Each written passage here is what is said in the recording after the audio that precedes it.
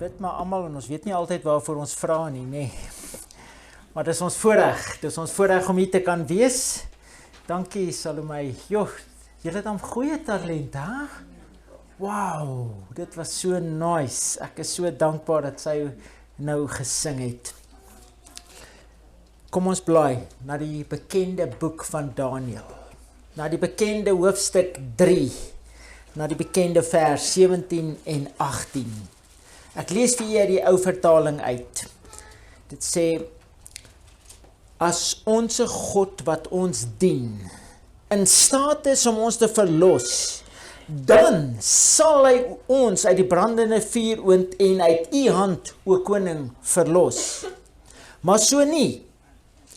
Laat dit u dan bekend wees, o koning, dat ons u gode nie sal dien nie. En die goue beeld wat u opgerig het, nie sal aanbid nie.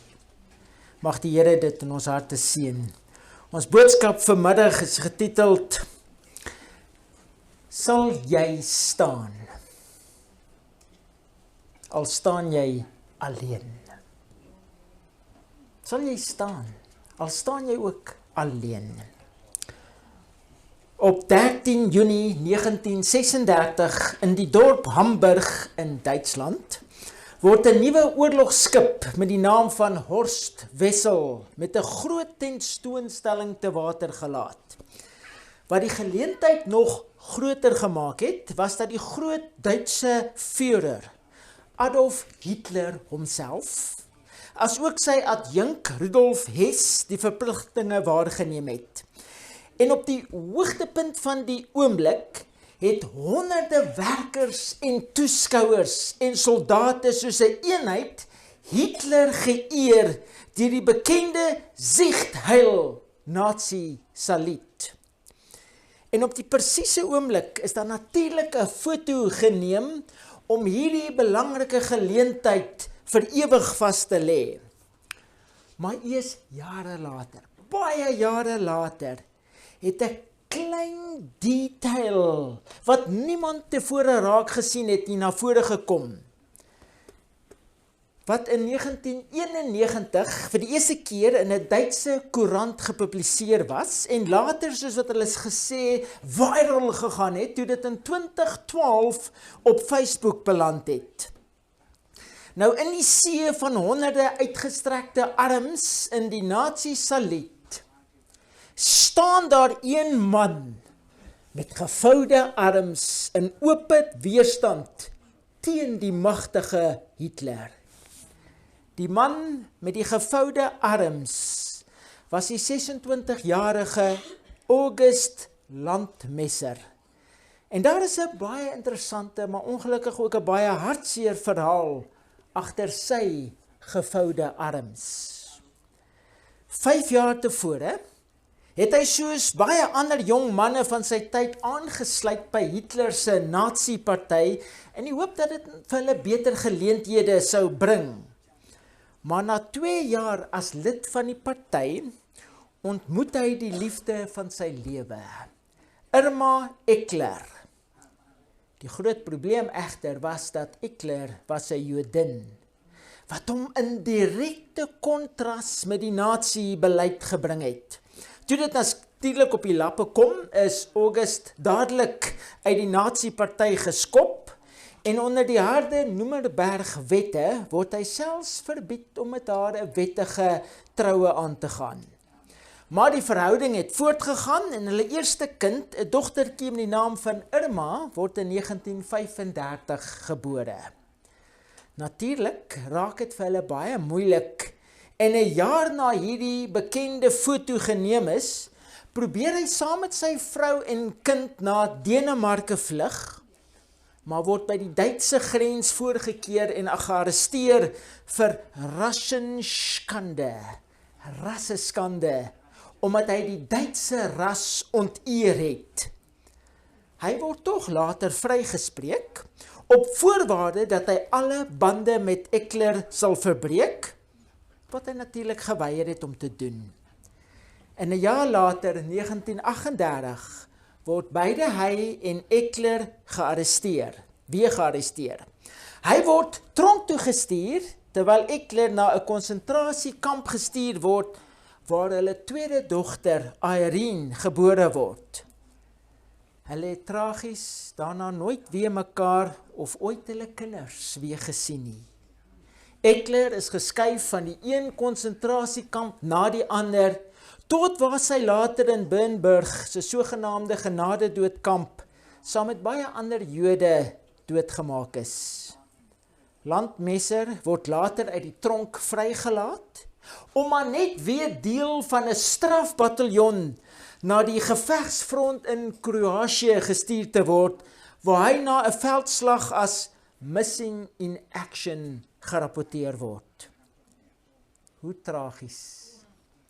Maar tog word Angus Landmesser vandag, danksy hierdie foto, onthou en geëer as die man wat sterk standpunt ingeneem het en sy arms gevou het, terwyl duisende ander in die ekstase en die opsweping van die oomblik gesalueer het.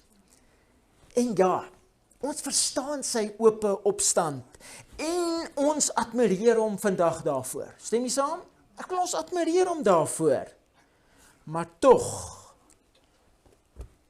wat van jou en my? Wat van jou en my? Sou jy jou arms gevou het as jy daar was? Sou jy jou arms gevou het? Of dalk nog meer relevant, by jou werk vandag, tussen jou vriende en selfs jou familie, sal jy staan en jou arms vou, terwyl almal om jou in die ekstase van die oomblik hulle arms uitsteek direk teen die Bybelse voorskrifte? Sal jy staan? Of nog erger, sal jy staan soos die 21 Christene wat in Februarie 2015 op 'n strand in Libië deur ISIS onthoof en tereggestel is vir hulle Christelike geloof? In verskillende video's kan duidelik gesien word hoe 21 Christene geklee in oranje oorpakke tereggestel word. Van hulle is onthoof deur ISIS militante geklee in swart, terwyl ander in die kop geskiet is in die woestyn, terwyl hulle almal gekniel het en Jesus se naam uitgeroep en gebid het. Omtrent al hierdie martelare was Christene, migrante werkers afkomstig van Egipte, wat na Libië gekom het om vir hulle gesinne te sorg terug in Egipte. Nou ISIS se doel was natuurlik om die wêreld te skok en vrees onder Christene in te boesem. Maar die families van hierdie oorledenes het heeltemal 'n ander boodskap in die wêreld laat weergalm.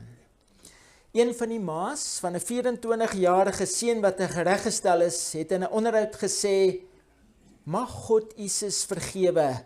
As gevolg van hulle kon ek my beste geskenk vir God gee, my seun." Nog 'n ma het in 'n onderhoud gereageer en gesê: "Ek is baie trots op my seun. Hy het nie sy geloof verloor nie, maar sy geloof behou tot op die laaste oomblik van sy dood. Ek kan net God loof." 'n derde ma het sterk en positief gereageer deur te sê: "Ons wil vir ISIS dankie sê, want nou glo nog meer mense in die Christelike geloof as gevolg van hulle. ISIS het die wêreld gewys wat ware Christendom is."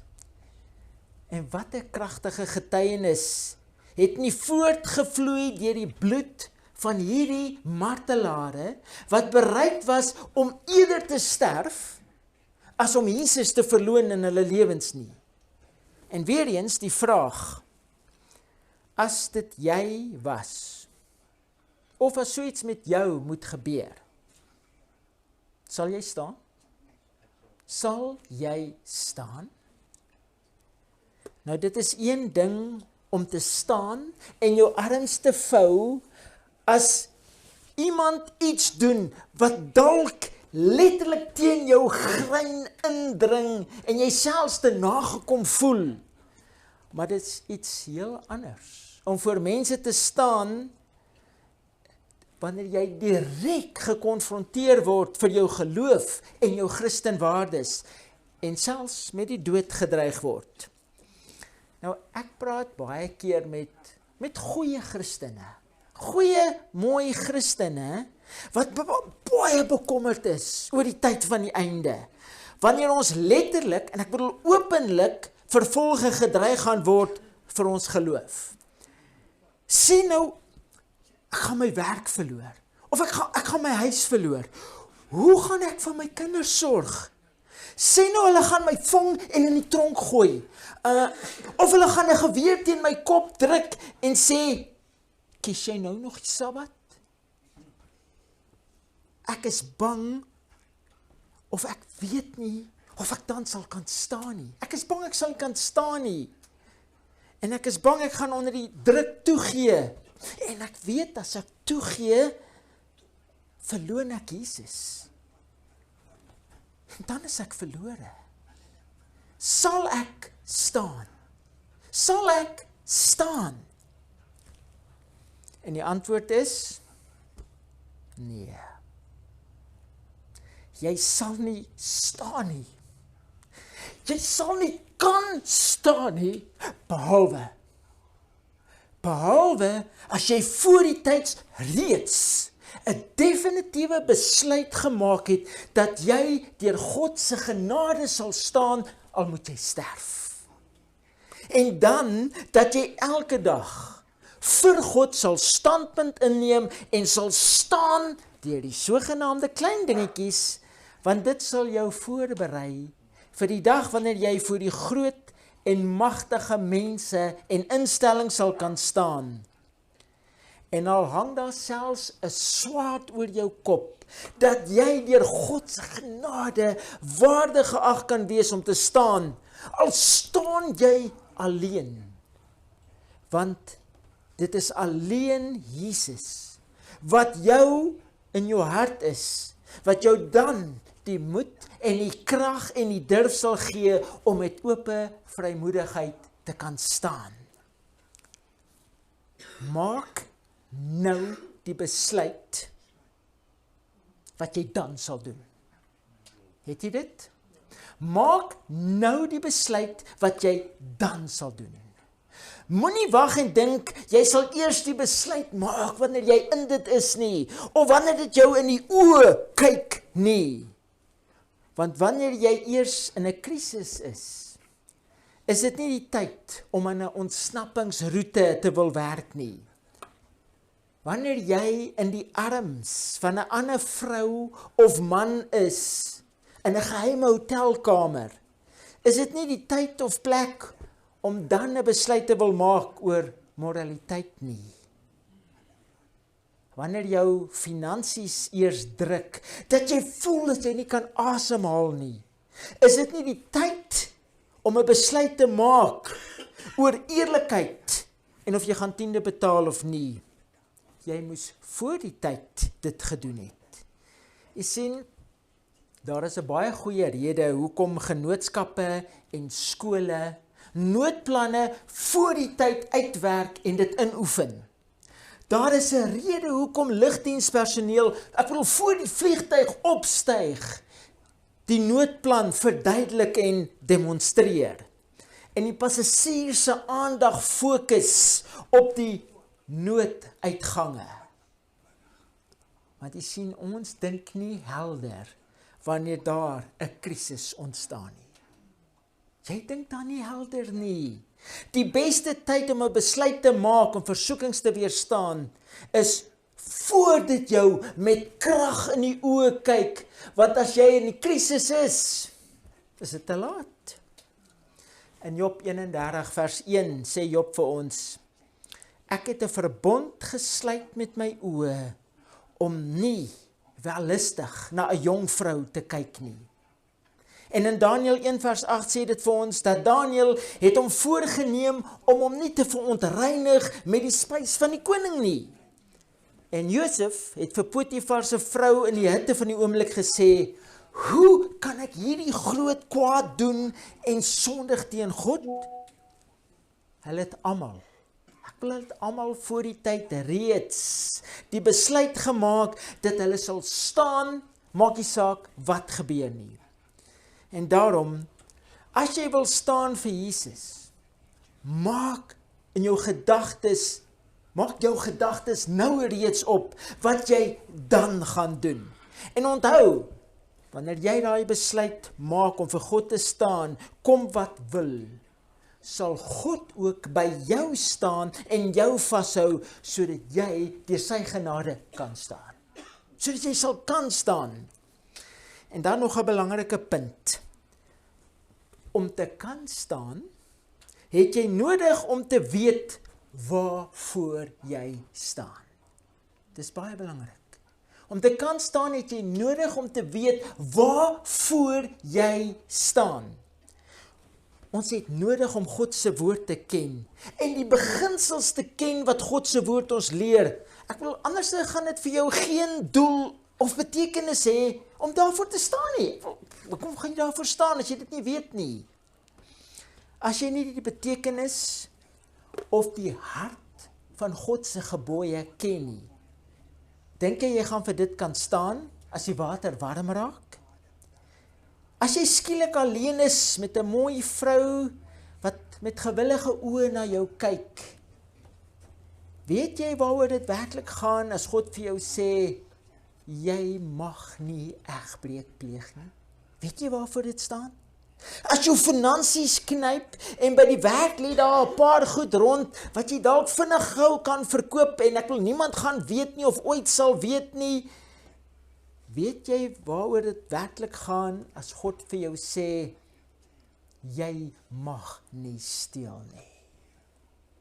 Wanneer jou inkomste die maand net 'n bietjie tekort skiet om jou begroting te laat klop, ken jy die ware betekenis as God vir jou sê, eer die Here deur jou tiendes en offergawes?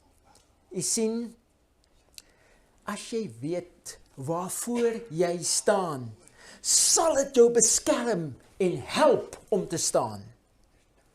Het jy al daaraan gedink, hoe gaan jy vir die Sabbat staan as jy nie eens werklik weet waaroor die Sabbat gaan nie? Hoe gaan jy vir die Sabbat staan as jy nie eens weet waaroor dit gaan nie? Of nog belangriker, as jy nie die God van die Sabbat ken en in jou hart aanbid nie? Nou die gees van profesie leer ons baie duidelik dat die finale krisis sal grootendeels oor die Sabbat gaan. Die 4de gebod wat God erken as die skepper en aan hom die hoogste eer gee.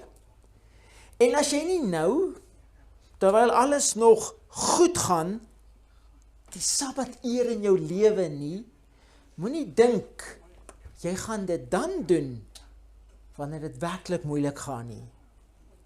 Daarom wil ek jy uitnooi, lees en bestudeer jou Bybel, sodat jy kan weet waaroor dit gaan, hoekom die gebooie van God belangrik is, wat die ware betekenis van die Bybelse waarhede is, en dit sal jou help en waarde vir jou gee, om vir die waarheid te kan staan.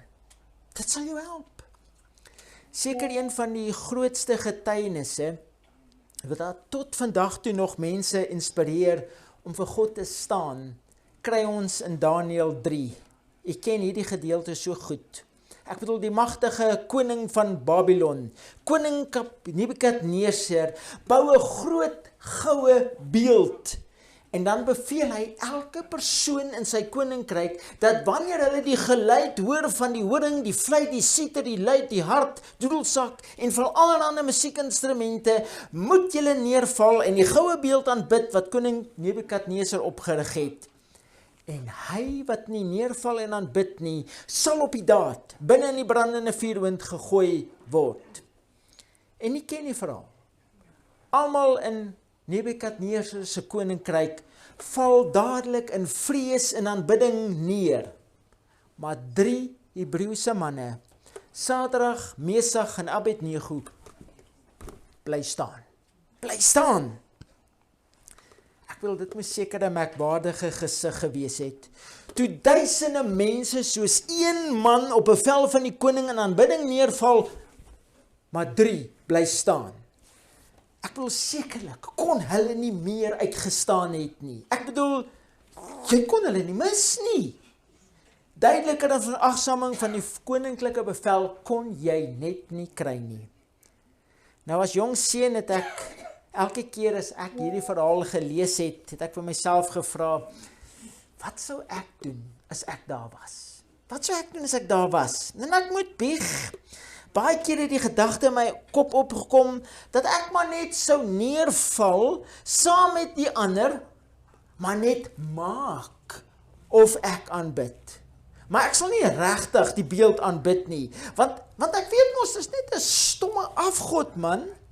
Jy sien, dis eenvoudig makliker om saam met die stroom te beweeg, as om uit te staan, as iemand wat God liefhet en vir hom lewe. Maar vir Sadrag, Mesach en Abednego was dit nie net belangrik wat jy in jou hart doen nie, maar ook wat ander mense jou sien doen. As hulle saam met almal net neergeval het, maar tog hier in hulle binneste gesê het, o jou stomme ou afgod, ek sal jou tog nie aanbid nie, al dink almal so op, as hulle net dit gesê het, weet, wat sou die ander mense gedink het?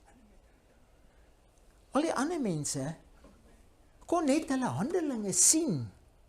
Ek bedoel, die bewyse was duidelik, hulle het neergeval. Maar Sadrag, Mesach en Abednego, se God was werklik deel van hulle harte. Hulle het geweet waaroor ware aanbidding gaan en waarvoor hulle staan. Hulle sou hul God wat hulle liefhet geensins onteer nie, en daarom het hulle gestaan. Nou, ek ken die verhaal, dadelik word die koning van hulle verontagsaming ingelig en hulle word laat kom.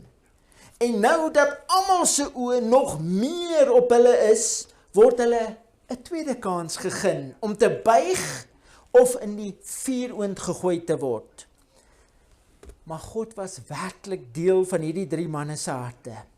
Hulle het lank voor die tyd reeds die besluit geneem om vir hulle beginsels, hulle Christelike beginsels te staan as bannelinge in 'n vreemde land. Hulle het geweet waarvoor hulle staan, en daarom kon hulle nie omdraai nie, en hulle antwoord die koning, as ons God wat ons dien in staat is om hom te verlos, dan sal hy ons uit die brandende vuuroond en uit u hand, o koning, verlos. Maar so nie. Laat dit u dan bekend wees, o koning, dat ons u gode nie sal dien nie. En die goue beeld wat u opgerig het, nie sal aanbid nie. Nou so 'n duidelike antwoord en standpunt vereis natuurlik drastiese stappe. En so word hierdie 3 manne in die brandende vuuroond gegooi, wat nou nog 7 maal warmer gemaak word. Nou, koning Nebukadneser het gedink, hy gaan hulle sien braai. Maar wat hy sien, braai sy eie hart. Dit brand sy eie hart. Vers 25 sê vir ons, kyk, ek sien 4 manne los in die vuur wandel, sonder dat daar 'n letsel aan hulle is. En die voorkoms van die 4de lyk soos die seun van God. Jy sien, Jesus staan saam met hulle wat vir hom staan. Jesus staan saam met hulle wat vir hom staan. En die gevolg, hierdie 3 manne kom uit die vuur uit met 'n baie groter impak as waarmee hulle ingegaan het. Nebukadneser het voor die tyd niks van hulle geloof of hulle God gedink nie, maar nou verklaar hy met krag. Geloof sy die God van Sadrag, Mesach en Abednego, wat sy engel gestuur en sy knegte verlos het, wat hulle op hom verlaat het, en die bevel van die koning oortree het, en wat hulle liggame oorgegee het, om geen ander God te dien of te aanbid nie, behalwe hulle God. Nou, hierdie verhaal het 'n kragtige einde, nie? Ek wil is 'n kragtige einde. God se naam word bo alles verheerlik en ons geïnspireer. Maar wat as dinge nie so vir jou en my uitwerk nie? Wat van as dit nie so uitwerk nie? Is daar nog 'n rede en betekenis om te staan? daar nog 'n rede om te staan? Kom, ek vat u terug na die verhaal van die 21 martelare in Libië.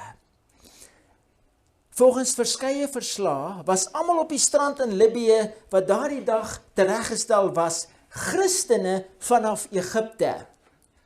Almal, behalwe een. Hulle het eers geglo dat hy van Ghana afkomstig was, maar later het die groep Voice of the Martyrs bevestig dat sy naam Aguera was en dat hy afkomstig was van Chad.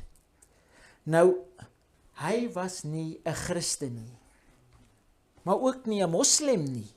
En daarom is hy saam met die Christene saam met wie hy gewerk is, gevang en aangehou en na die strand gebring, omdat hy nie die moslim geloof wou aanneem nie.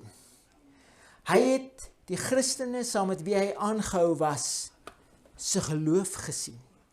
Hy het hulle hoop bewonder. Hy het gesien hoe hulle bereid was om te sterf vir hulle God en geloof in Jesus Christus. En op kamera kan duidelik gesien word hoe een van die militante hom as te ware bevelend vra, verwerp jy Christus? Onthou, hy was nie eens 'n Christen nie. En terwyl hy gekyk het na hulle wat so pas voor hom tereggestel is, oor die naam van Christus, het hy openlik verklaar, Fair God, my God, hulle God is my God. En hy's net daar tereggestel. Hy was nie eers 'n minuut lank 'n Christen nie. Maar dit wat hy gesien het, het hom 'n keuse laat maak om as 'n Christen te sterf. Om te staan vir Jesus, al staan jy ook alleen, sal altyd geloof in ander se harte inspireer. En mag jou en my lewe deur God se genade ook so 'n inspirasie wees. Amen. Amen.